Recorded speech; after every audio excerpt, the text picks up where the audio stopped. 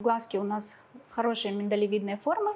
Я думаю, я просто подчеркну. Я беру влажный ватный диск и кончиком зубочистки вот так вот прокручиваю, матовую. И у меня получается такая тоненькая, да, подтиралочка, для которой очень удобно тонкую линию провести. Кажется, что немного, а на самом деле работы много. Натягиваю я так, чтобы у меня создавалась плоская поверхность. Для того, чтобы не перетемнить, я перехожу на черный цвет. Получается, этот эффект можно сравнить с воздушным шариком. Всем привет! Сегодня к нам приехала наш амбассадор из Казахстана, из города Нур-Султан, Айгерим Бейсекен. И она показывает нам, как она делает свою теневую стрелочку. И я думаю, это будет интересно. Если у вас останутся вопросы после этого мастер-класса, пишите их в описании, и мы обязательно ответим на них в следующих видео. Или, может быть, она зайдет и ответит на них под видео прям сразу сама. Глазки лучше открыть. И максимально близко, чуть-чуть вот снизу, чтобы была видна зона межреснички. Да, смотрите перед собой. Ты еще немножко натягиваешь, да, кожу, нет? Да, слегка. Так красивее смотрится. Для начала нужно будет обработать хлоргексидином зону, в которой мы будем работать. Глазки закройте. Таким вот образом я, получается, протираю.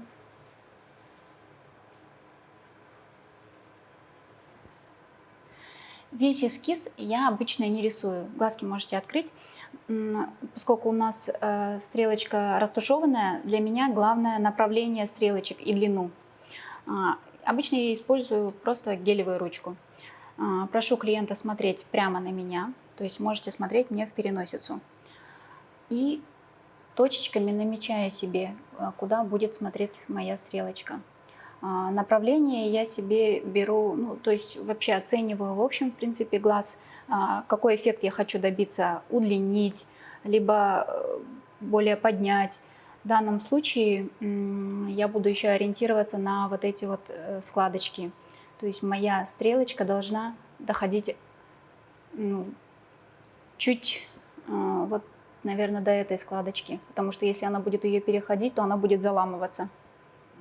У нас не прям такое открытое веко, то есть вот эти морщиночки, они спускаются ниже уровня параллели глаза, получается, вот этой параллели.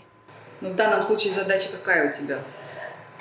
В данном случае глазки у нас хорошие миндалевидные формы. Я думаю, я просто подчеркну. Никакого там эффекта удлинения особо делать не буду. Так, вот точечками я себе помечаю. Да, кстати, сначала показалось, что отличные глаза, а сейчас я вижу, да, что там складки, морщинки. Да, и они, вот видите, ниже, чем должна быть в идеале стрелочка. В общем, точечки я себе пометила. Теперь прошу клиента закрыть глаза и отрисовываю линию.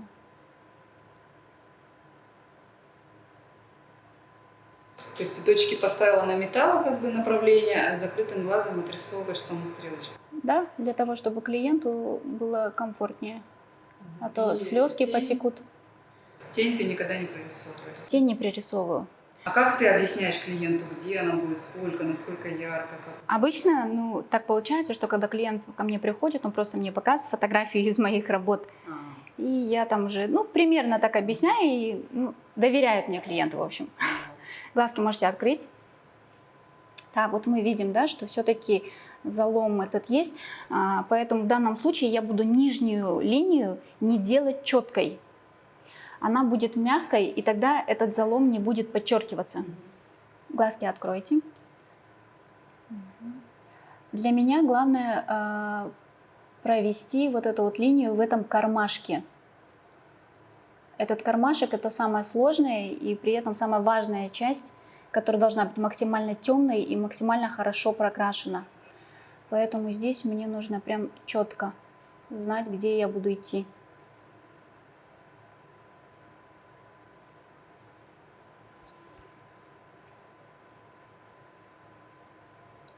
Так.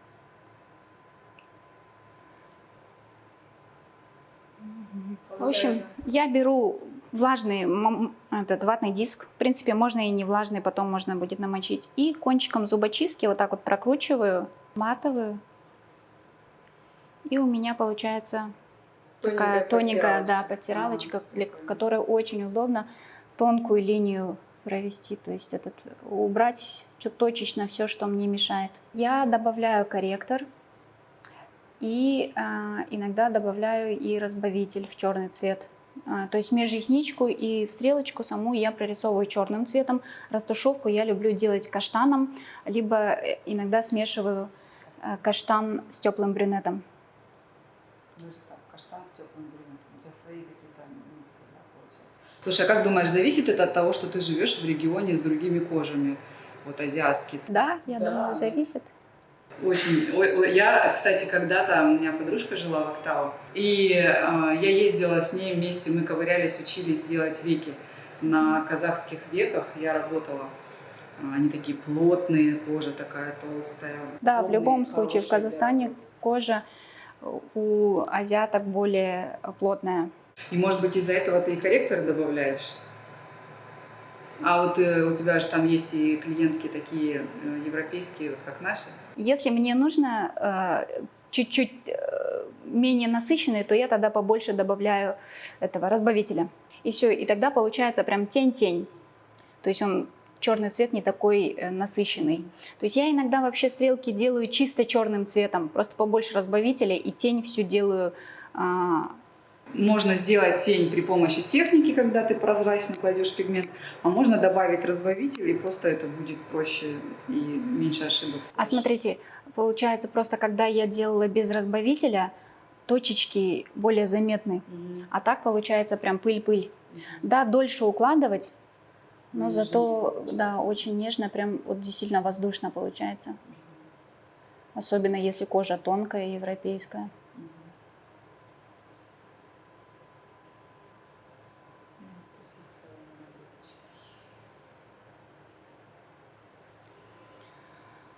Вот это веко у нас более открытое.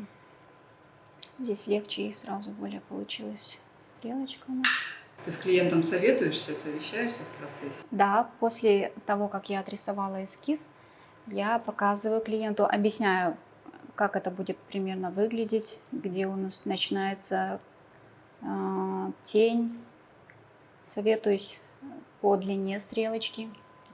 А ручка у тебя обычная какая-то гелевая, которая стирается легко, да? Да. То есть любая гелевая ручка из магазина, канцелярских товаров подойдет, на руке можно порисовать. Да, единственное, чтобы тонкий стержень был. Здесь вообще не очень тонкий, я что-то последний раз не смогла найти. Прям с тонким стержнем. Века не подходит для такой длины.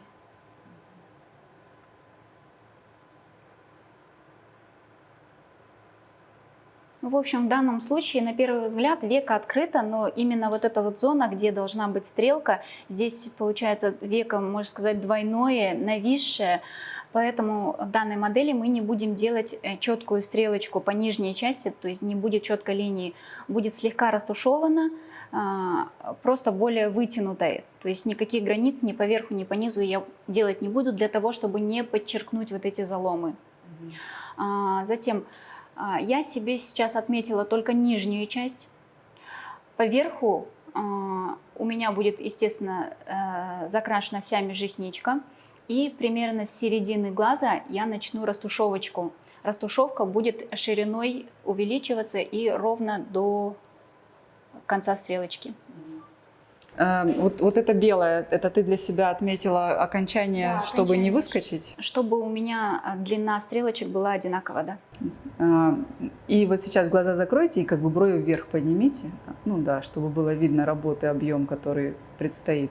Кажется, что немного, а на самом деле работы много. Да, все, открывайте глаза. Еще раз, какой цвет ты выбрала для нее? Я, получается, растушевку буду делать сейчас каштаном с теплым брюнетом, а уже основную часть черным цветом. Сейчас последнее вот забыла, я примерно намечу себе ширину растушевки точечками вот так вот. Я по ходу прошу клиента открыть глаза. и ориентируюсь вот так. Потом в любом случае буду садить, если что-то где-то мне не нравится, буду подправлять. Машинка это Оникс, правильно? Да. Оникс. Игла. Игла Matrix 0,25. С Матриксом у нас приезжала уже девочка, тоже одна, амбассадор. А я у нее и купила. Анестезия, это мне очень нравится эта анестезия тем, что получается она не вызывает отека на веках. Я вот даже не знаю, вот, что за анестезия. Я ее купила, вот у нас и всегда ее использую. Я фиксирую эскиз без анестезии. Садюга. Очередная садюга. Так, это интересно. Давай. Демонстрирую обязательно стерильную одноразовую иглу. Расскажи, что ты сейчас там намешала, какие цвета? Я намешала, получается, для теневой растушевки этот каштан и теплый брюнет, больше каштана. И намешала самой стрелочки черный и рыжий корректор. А не боишься, что он высветлит? Нет, Или ты немножко, с какой пропорции кладешь? вообще, на самом деле, 3 капли. Это, наверное, все-таки не немножко. Ну, 3 на сколько? 3 на где-то, 8, может, капель черного. Ну, для черного это капля в море, на самом деле. Это, мне кажется, у тебя даже, знаешь, такое ощущение, что как эффект плацебо для тебя, для самой срабатывает. Возможно. Мы раньше когда-то работали 1 к 1 мешали, с таким, знаешь, с красно-коричневым цветом. А 3 на 8, действительно, я думаю, на растирке даже не увидишь разницы. Так что ты сама себя успокаиваешь. Попробуй, кстати, чистым, прям просто для эксперимента. Когда-нибудь в следующий раз. Дай обратную связь. Хорошо. Так, и получается себе сустоинчика намажу. Да, для вторичной анестезии сустоин. Так, подожди, а зачем тогда тебе первичная, если ты фиксируешь? В любом случае в процессе процедуры тут растушевка дело такое, то, что нужно выводить градиент. То есть я буду работать много, наслаивать, и клиенту в процессе процедуры будет уже больно. Когда я дойду до межреснички, клиенту уже будет ощутимо. Поэтому я уже помогаю себе сустоином. Скорость я вообще регулирую, у меня нет такой определенной скорости. Там, для разных век использую разную скорость. Я отталкиваюсь, начинаю с одной скорости, если вижу, что что-то плохо у меня идет, то в процессе могу менять. Так, машинка у нас, расскажи, короткоход. Да? Короткоход Defender Onyx. Так, начну, получается, с 4,6. На невысоких скоростях, да, работаешь, получается? Стрелку я фиксирую нижнюю границу этим коричневым цветом, получается. Проверяешь вылет иглы? Да. Угу. Для меня самое главное это зафиксировать вот этот вот кармашек. Так мы узнали, что такое кармашек все-таки. Нет, там был мешочек. Делаю я это слегка под углом. Легонечко касаясь кожи. Натягиваю себе вот так вот. Самое главное хорошее натяжение. Ты имеешь в виду под углом к коже, да? То есть под острым углом или... Под острым углом кожи.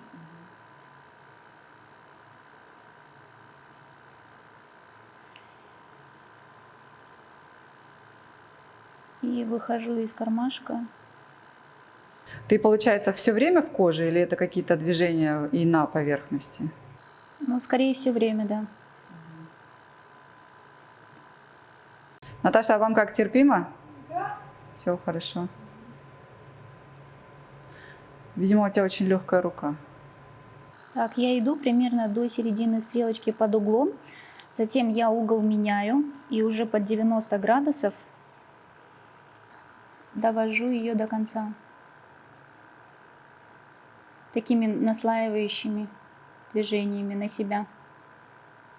Получается, сейчас кожа натянута, и на самом деле, если отпустить и посмотреть на место, где ты работала под углом, оно практически все там навеки, да, где межресничка. То есть у тебя основное движение по всей длине, оно все-таки напыляющее, да, для фиксации. Теперь мне нужно проверить, что у меня там зафиксировалось.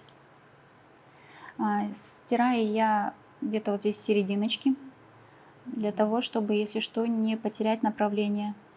Вот я вижу, мне этого достаточно. Ну да, хорошо видно. Так, также здесь посмотрю.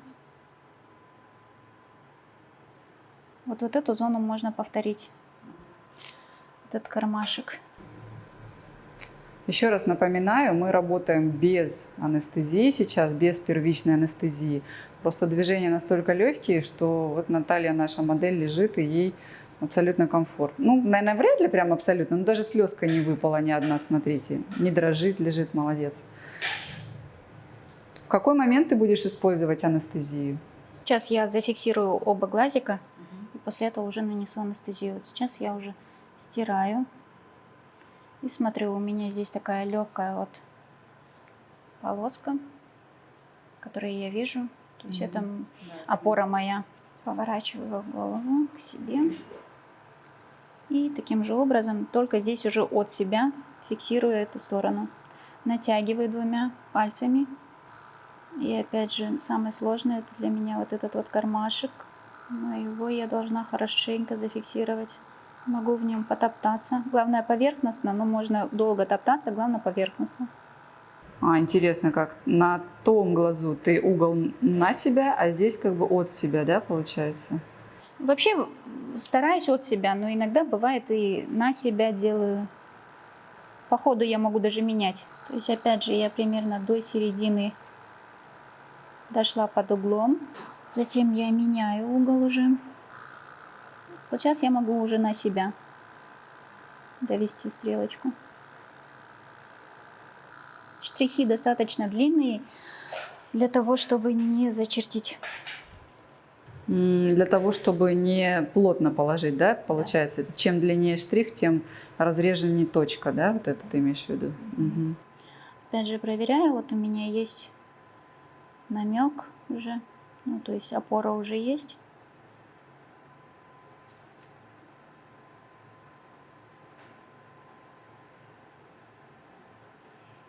На всех почти блоках есть функция Liner Shader. Ты пользуешься ей или просто меняешь сама скорость? Пользуюсь.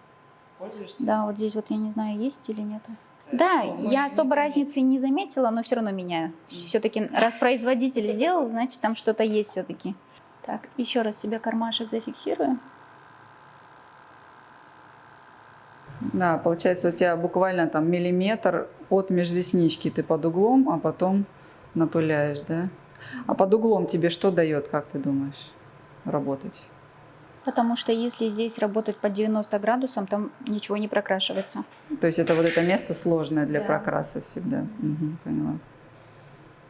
Так, все, мне этого достаточно. На данном этапе я прошу клиентку снова открыть глаза и на меня посмотреть.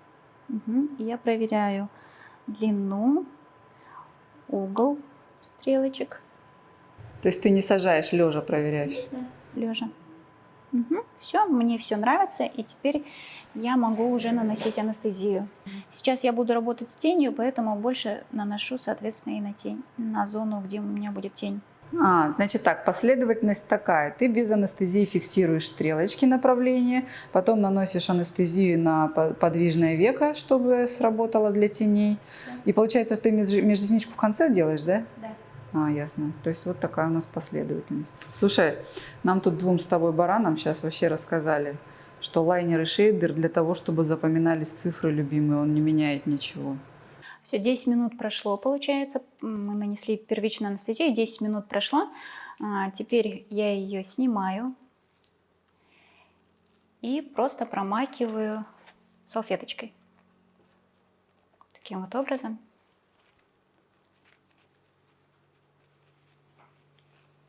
Теперь я себе зубочисткой опять наметки делаю.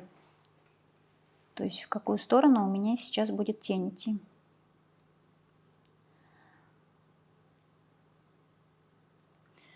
Я себе поставила точечки. Скорость 4,9. Начнем с этой скорости, дальше посмотрим, как будет. Набираю теплый пигмент. Это получается каштан с теплым брюнетом. Натягиваю я так, чтобы у меня создавалась плоская поверхность. И длинными такими штришками, напыляющими, очень поверхностно начинаю фиксировать свою растушевочку. Тихая машинка такая прям. Край растушевки я штрихую на себя. Чем ближе я пододвигаюсь к межресничке, там уже у меня штрих туда-сюда получается. То есть ты хаотично разбрасываешь, просто на глаз ориентируешься, прокрашено, не прокрашено, и на ощупь пальцами, да? Да. Угу. Мне не нужна здесь очень яркая тень. Это больше для того, чтобы у нас тень как бы уходила в никуда. Затем я работаю блоками вообще. То есть сначала один кусочек прокрашиваю, стираю. Наталья, как вам по ощущениям? Никакого дискомфорта. Все хорошо. Отлично.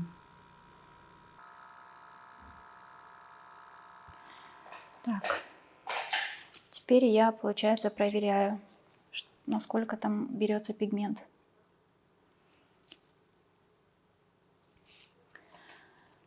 После первого прохода обычно там мало что видно, небольшие только точечки. Это как бы ты щупаешь кожу, да? Да. Получается, нажим выбираешь. То есть я всегда придерживаюсь правила именно наслаивания. То есть не за счет глубины, а именно за счет наслаивания. И потихоньку цвет будет наслаиваться, зато заживает это все нежной тенью. Вот действительно смотрится как тень. Да, я тоже за то, чтобы тени на веках были тенями. И теневая растушевка на бровях тоже была теневая, а не точками, когда пиксели эти, за которыми все гоняются. Поэтому тень наше все. В какой ты момент решаешь, что надо бы увеличить скорость или что-то такое, на что ориентируешься? Ну, я смотрю, насколько хорошо пигмент укладывается. И если я вижу, что потихоньку пигмент укладывается, то значит все нормально. Не меняю скорость. Если прям плохо прокрашивается, значит я начинаю что-то менять. Пробую. Уменьшаю скорость, увеличиваю скорость. То есть для каждой кожи по-разному бывает. Сколько по времени обычно длится у тебя процедура? Ну, стрелка с растушевкой примерно 2-2,5 часа. На самом деле не быстро я работаю. Это с отрисовкой или на коже? С отрисовкой все вместе. Всё вместе. Прямо вот здрасте, да до свидания. Ну, это как бы нормально. Со съемкой видео у нас обычно все дольше продолжается. Еще сотрем, посмотрим. И, в общем, пока я не докрашу эту зону до той густоты, которой мне надо, насыщенности, я не перехожу на следующую. Сейчас уже хорошо. А как ты определяешь, когда достаточно насыщенности? Ну вот, допустим, смотри, я о чем вопрос объясню. Вот сейчас у тебя там лежит краска, насколько она станет бледнее после заживления? То есть ты предполагаешь, что обычно там уходит 10% или 0% и все ярко, или 50%? Вот я о чем спрашиваю. Да. Вообще я примерно ориентируюсь, что на веках у меня приживаемость после первой процедуры 60-80%. То есть довольно ярко, да? Да. И если у меня растушевка хорошая получилась и зажила хорошо, потому что именно вот эту верхнюю зону я не хочу четкую, то я могу на коррекции просто добавить черного насыщенности именно по межресничке, да. И часто такое бывает.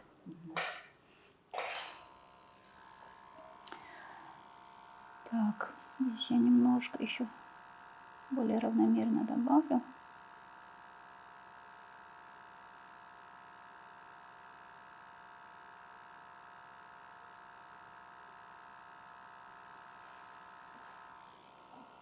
Так, куда я такая?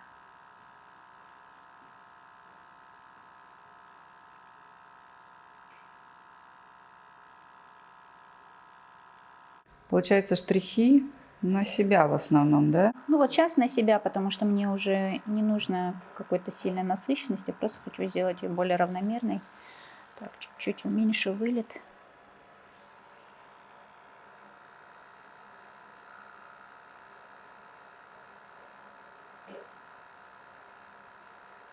Здесь могу чуть-чуть вот так вот ввести. Часть из этого в любом случае не приживется, но у нас не будет четкого конца. В никуда уходящий кончик, да, создаешь? Мгм. Сильно я стараюсь не тереть глаза. И каждый раз, получается, зубочисткой я себе подсказываю, куда мне двигаться. То есть я сейчас буду переходить на следующий блок. То есть у тебя всегда сначала первый — это внешняя часть стрелки, да? Да. Ты начинаешь с этого блока. Так, каким образом натягиваю? Я натягиваю, смотрите. Для того, чтобы у меня было прям хорошее натяжение, я вот так вот беру и нижние реснички как бы закрепляю. И здесь двумя руками. Здесь глаза очень глубоко посажены, это немножко неудобно, но... Да, это сложно. Мгм.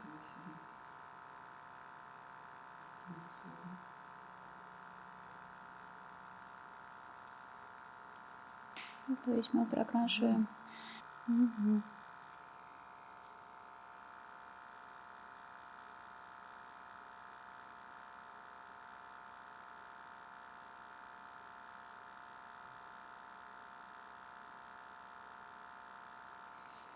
Так.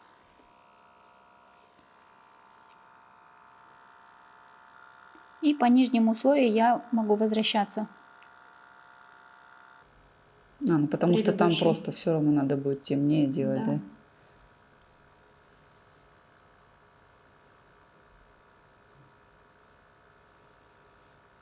Значит, ты делаешь полностью тень, потом берешь черный уже и им прокрашиваешь. Сколько ты по времени разрешаешь себе работать на одном глазу, чтобы пойти на второй, потому что там же анестезия отходит? Блин, я вот по времени как-то не засекала, просто пока я не дойду вот эту вот растушевочку, я не перехожу на следующий глаз. Растушевка у нас только до середины глаза, поэтому, в принципе, это прям много времени так не занимает.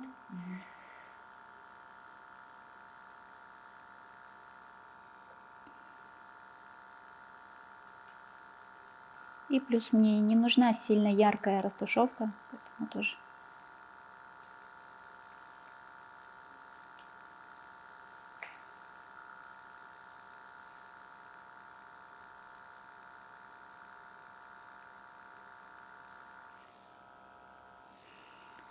Так, я двигаюсь дальше. Так, сейчас я себе тоже точечками помечу, где я ее закончу. То есть ты просто в голове держишь, где ты... Да, я вот запомнила примерно, какую картину я хочу получить.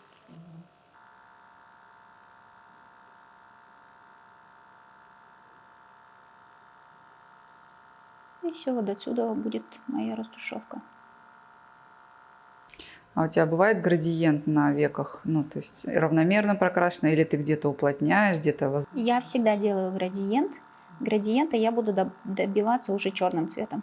А, то есть ты вольешься в коричневом Да. там, где надо потемнее. Понятно.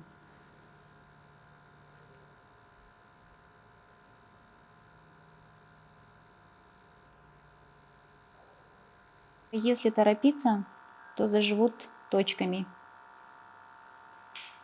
А нам нужна тень, поэтому самое главное, я наслаиваю, просто наслаиваю, и тогда будет равномерно.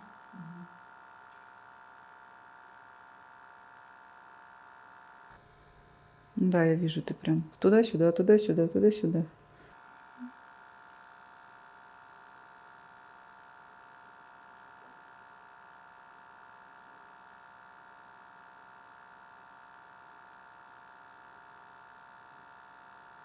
В общем, пока я оставлю этот глаз в покое, дам ему отдохнуть, потому что у нас появилась отечность. Это связано с очень тонкой, рыхлой кожей.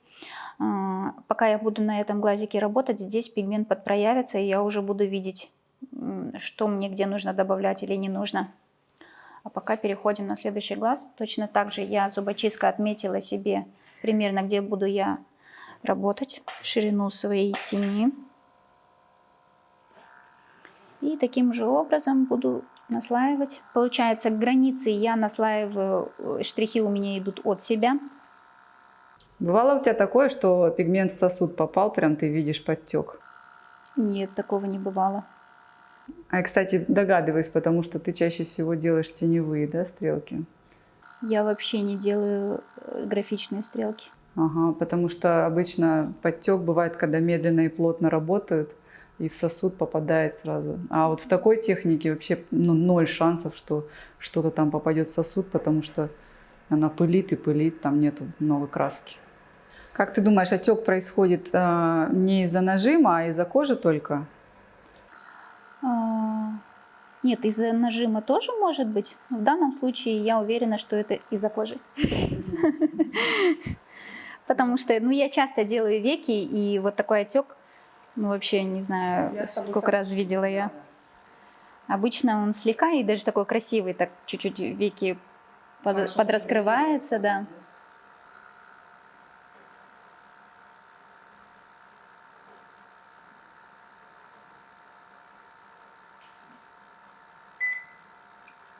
А знаешь, такой вопрос. А если перед тобой прям сложные какие-то симметричные глаза, ты все равно эскиз не рисуешь? Все равно на глаз рисуешь? Я имею в виду там толщину теней, насыщенность их, там, направлений. Я беру за основу самый сложный глаз и уже на нем делаю, получается, тень, а следующий подстраиваю. Иногда бывает редко, не знаю, сколько раз, может, я отрисовывала все-таки эскиз, когда клиент прям настаивает на этом. То есть он хочет видеть. Но такое редко бывает. Плюс я еще считаю, что это такая деликатная. Я не делаю каких-то широких теней. И стрелка настолько деликатная, что она, в принципе, подходит всем. И если что-то где-то, то я лучше добавлю на коррекции. Там уже клиент месяц походит с ней и уже со своими замечаниями приходит, хочет понасыщеннее, хочет подлиннее. Угу. То есть я не пытаюсь все за одну процедуру сделать прям всю работу. Раньше зона стрелок и вообще зона глаз для меня была самой нелюбимой. Вообще прям я так не любила, когда ко мне записывались на стрелочки. Но выложив несколько фотографий хороших работ, ко мне начали постоянно записываться на стрелочки. Я каждый раз страдала. Всех, можно сказать, отговаривала. Нет, вам не пойдет, вам нельзя. Но все равно люди записывались. В общем, и так получилось, что 50% просто моих клиентов записывались на стрелочки. И постоянно работая на стрелочках, сейчас я уже не боюсь этой зоны. Мало того, мне кажется, скоро она станет моей любимой зоной. Это нормальная практика у мастеров, когда самая нелюбимая зона становится любимой. И получается, чем больше выкладываешь какой-то зоны фотографий, тем больше на нее идет клиентов. Да? Да, это точно. Один момент я выкладывала много губ, ко мне губ много записывалось. Сколько у тебя стоит процедура? В тенге 25 тысяч. Это где-то на 5, да, разделить? Да. То есть 5000 рублей. Это дорого или недорого у вас там как вообще? Я думаю, чуть выше среднего. Угу. Ты планируешь повышать? Да. У тебя запись на сколько вперед? Где-то на 2 недели. Уже можно, да. А вообще у тебя, получается, все равно большинство каких зон ты работаешь? Вот губы и веки. Да? Прикол. Да. Бровки тоже. Вот когда я начала делать эти волоски, ко мне начали записываться на волоски, хотя работа у меня сейчас, честно сказать, я ими недовольна, но спрос есть. Ты, получается, работаешь от светлого к темному, да? От воздушного к плотному. Да. Угу.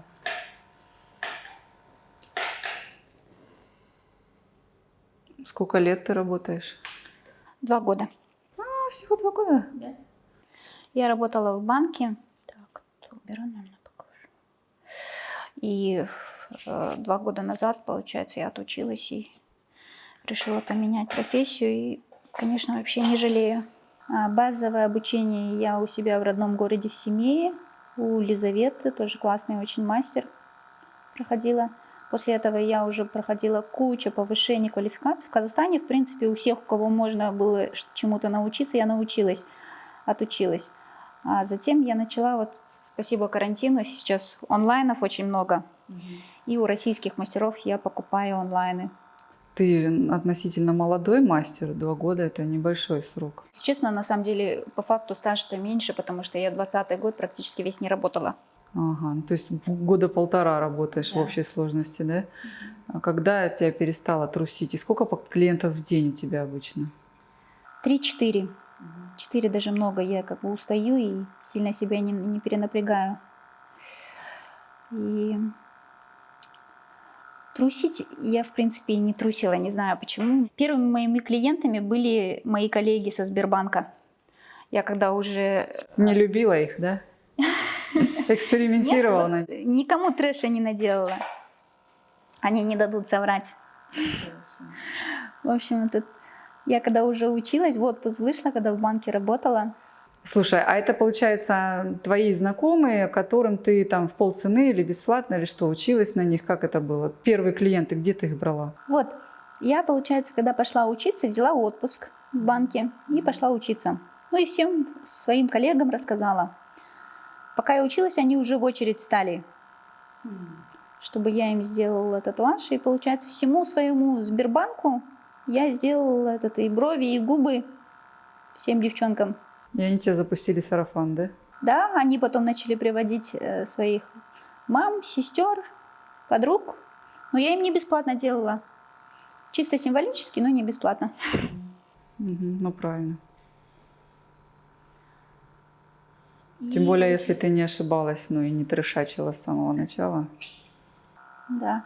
И получается, потом я переехала в Астану, в нашу столицу, там, Нур-Султан сейчас. Получается, я с Семея переехала и поменяла и место жительства, и место работы. То есть я в банк уже не пошла. Сразу начала работать. А в новом городе ты как нашла себе клиентов? Да, на самом деле, во все паблики, во все WhatsApp-группы раскидывала, что я мастер, что вот фотографии показывала. В салоны ездила, договорилась с салону, по записям ездила. И так наработала. Ну, видишь, молодец, активная. Очень часто мастера сидят и просто ждут, когда же их найдут. Выставляют страшные работы и ждут, когда же к ним придут на эту красоту прекрасную. Так, ты с середины примерно глаза начала штрих как будто на себя класть, да? То есть от себя ты покажи, до какой части работаешь, и на себя, потому что незаметно в болтовне. То есть в какой-то момент становится неудобно, и ты меняешь направление штриха, да? Получается, вот в этой зоне мне удобнее смотреть, получается, клиенту как... Ну, ты смотришь в лицо и во внешнюю лицо сторону клиента, направления. И штрих вначале на себя делала, но сейчас мне уже показалось, что от себя, в смысле, что-то не очень хорошо прокрашивается. Где-то я меняю уже на себя штрих. Да. Здесь тоже я продолжаю пока, получается, смотря клиенту в лицо, наслаивать. Сначала у меня штрих на себя. Здесь я перехожу уже туда-сюда на штрих, чтобы более плотнее и быстрее прокрашивать. Ну, сейчас я звук прям слышу, да. И плотнее, и ярче, и сильнее нажим, что ли, получается у тебя там или что? Да нет. Нет, такой же? Ну да, штрих такой, получается, хаотичный, ты туда-сюда ходишь, прокрашиваешь.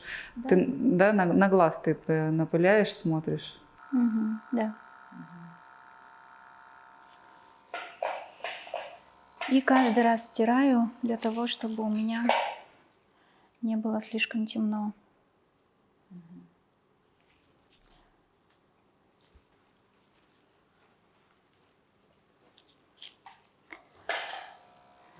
Вот эту зону уже ближе, получается, к середине глаза мне удобнее на себя. Ты чуть-чуть переехала, да? Ты чуть-чуть как бы из-за головы теперь? Из-за головы мне уже удобнее. Ближе к межресничке опять же туда-сюда штрих, а край тени на себя.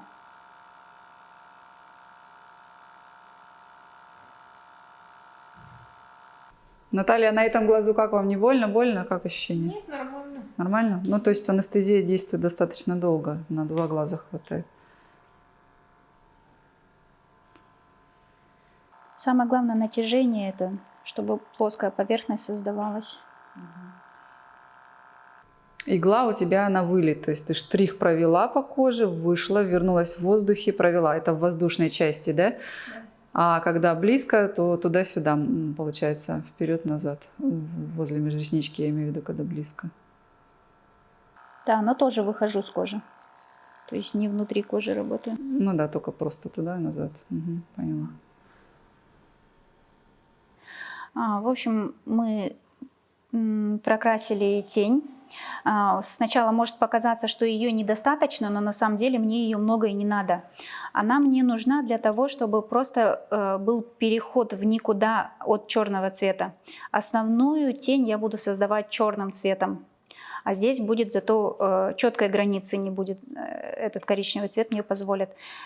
Здесь у меня цвет, на первый взгляд, кажется чуть светлее, но пока я не буду добавлять насыщенности, потому что я думаю, что он светлее из-за отека. То есть кожа растянулась, из-за этого пигмента плохо видно. Для того, чтобы не перетемнить, я перехожу на черный цвет. Получается, этот эффект можно сравнить с воздушным шариком, как аналогию. Когда воздушный шарик надут, рисунок на нем получается более размашистый, светлый. Если его сдуть, то он будет ярким, все точки будут близко, то есть насыщенность будет сильнее. То же самое у нас на веке получается, пока отек, цвета плохо видно и он хуже прокрашивается. Когда отек спадет, все это подсоберется, цвет проявится и будет хорошо. Поэтому я не буду достигать сейчас равномерности. Получается, сейчас я буду уже работать черным цветом, черный с корректором рыжим. Первый проход я просто процарапаю до межреснички. Получается, вот здесь же я не ходила и анестезии у нас не было. Я сейчас процарапаю и нанесу анестезию для того, чтобы клиенту было комфортно. Натягиваю в 2 стороны. Сейчас моя задача просто процарапать кожу для того, чтобы дать анестезию проникнуть и побыстрее она подействовала. Получается, процарапываю до последней реснички. То есть сильно вглубь я не захожу. Мой ориентир – последняя ресничка. Ты идешь по верхнему краю или по нижнему? По всему. По всему слою. Вот сколько ресничный ряд, столько я иду.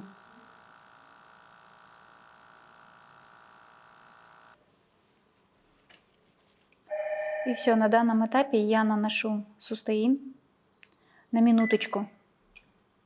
Сустеин наношу микробрашей.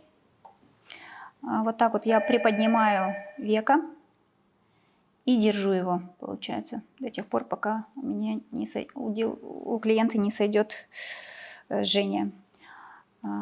Сейчас будет немножко щипать, потерпеть. А может и не немножко. То есть я вот так вот прям втираю в зону межреснички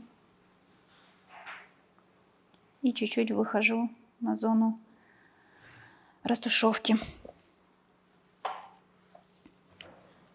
И сразу помашу, чтобы легче было терпеть. Натягиваю 2 пальцами в обе стороны, для того, чтобы у меня создалась прямая поверхность. И под углом прочерчиваю четкую нижнюю линию кармашка.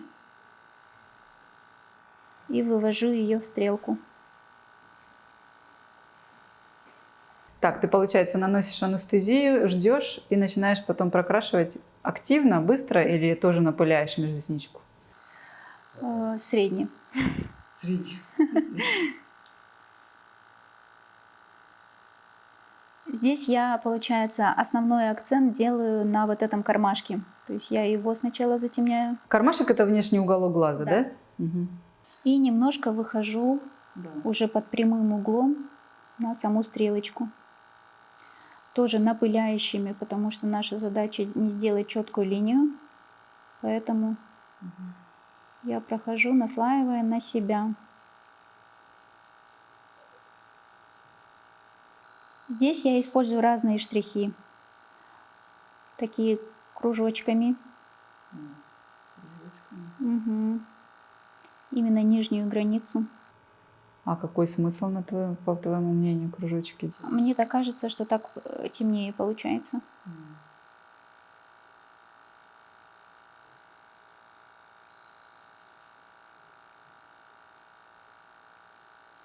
Потому что именно эту зону я хочу максимально черную, максимально темную. Затем я иду уже на расширение межреснички. Такими штришочками туда-сюда мелкими. Примерно 1 миллиметр. 1-1,5 миллиметра. Прям туда-сюда веду. Очень плотно. Первый слой очень плотный.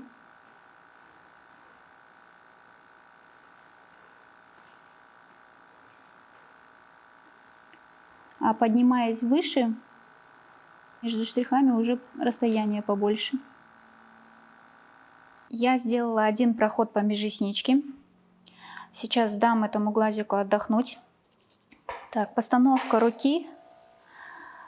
У нас обязательно прямая поверхность и хорошее натяжение. Без хорошего натяжения прокраса не получится. Особенно, когда кожа такая, как тоненькая и тянущаяся. Здесь кожа прям очень сильно тянется. Начинаю с кармашка всегда. В первую очередь затемняю самую сложную зону.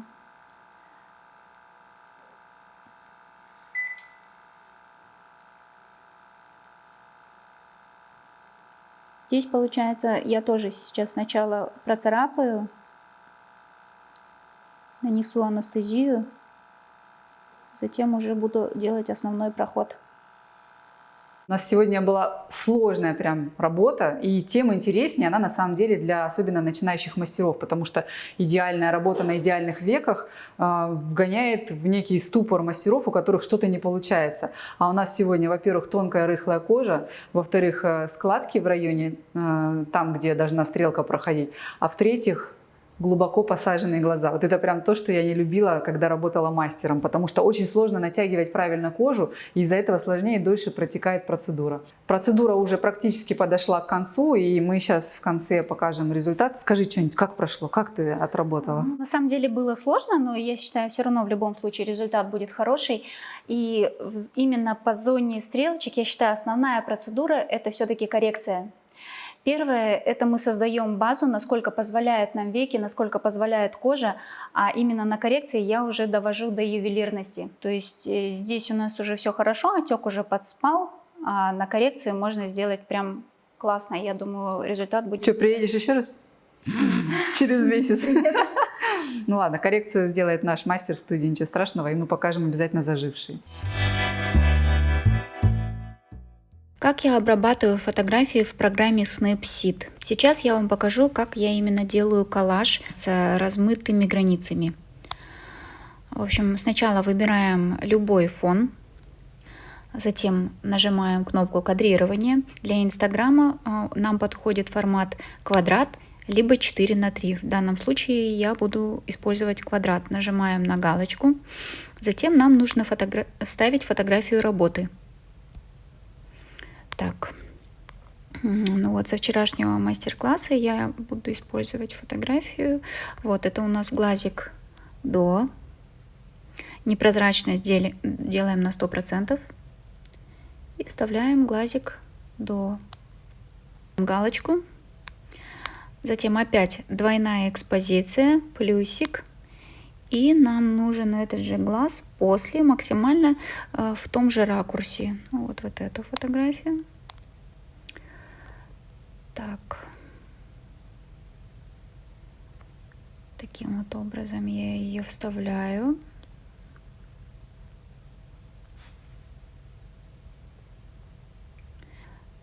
%. Галочка. Теперь начинается магия. Так, сверху сначала нажала я на кнопку вот ромбик со стрелочкой, затем вот эти 3 ромбика, просмотр изменения. Верхний слой выбираю, двойная экспозиция, и нажимаю на кисточку. Сначала я делаю непрозрачность 25% и начинаю потихоньку стирать. Так, 50%, 75%. И затем непрозрачность 100%. Таким вот образом у меня получается мягкий, невидимый переход между двумя глазами. Нажимаю галочку. Вот что у меня получилось. Теперь какие еще инструменты я использую? Точечная коррекция. Она позволяет точечно удалить что-то ненужное с кадра. Ну, допустим, вот здесь у меня остатки этого ватного диска после стирания. Так, ну, в принципе, тут особо нечего удалять. Ну, вот это пятнышко уберу, чтобы вам было видно. Ну, вот этот волосочек уберу. В общем, видите, как незаметно он все почистил. Бывает, что вы снимаете, допустим, лицо полностью, и там кожа не очень хорошая у клиента, там прыщики какие-то неэстетичные, их можно вот все очень легко удалить. Нажимаем галочку. Так, следующее я использую коррекцию. То есть здесь можно добавить яркости фотографии при желании. Ну вот немножко добавлю.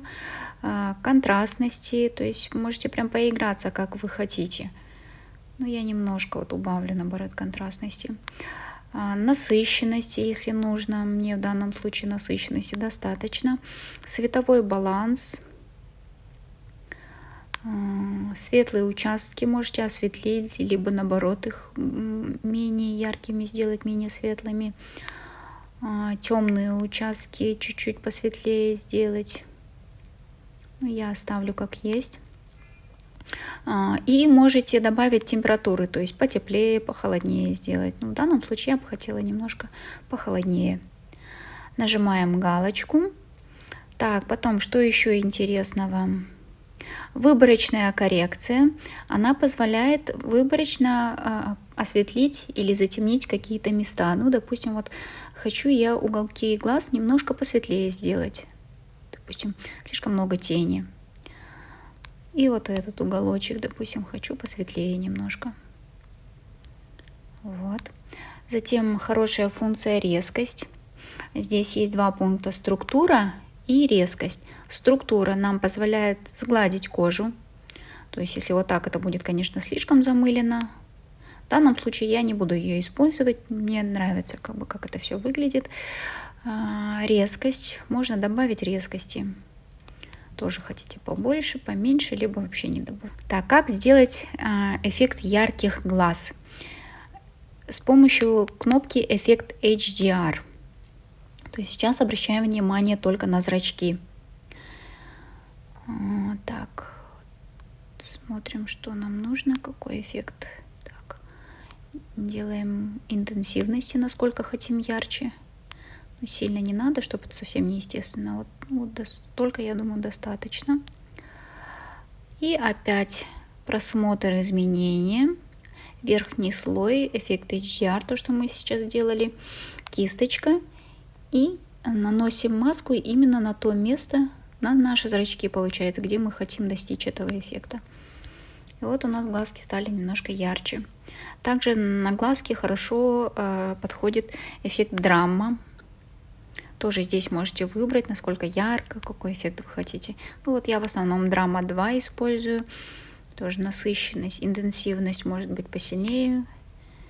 Среднюю интенсивность сделаем. Насыщенности добавим. Так, опять просмотр изменения. Драма, кисточка. И наносим масочку на наши зрачки. Вот такие яркие глазки у нас получились. Так, эффект размытия тоже при необходимости. Допустим, на что-то вы хотите более акцент сделать. То есть вот так это будет выглядеть. В данном случае я это не буду использовать. Также вы можете вставить сюда свои инициалы. Айгерим Сикен. Ну, я вот так вот делаю обычно. Так вот сюда куда-нибудь ставлю. И делаю такой полупрозрачный, чтобы сильно в глаза не бросалось. Такой вот эффект. Сохраняем. Экспорт. Сохранить копию. Вот и все. Надеюсь, вам было полезно.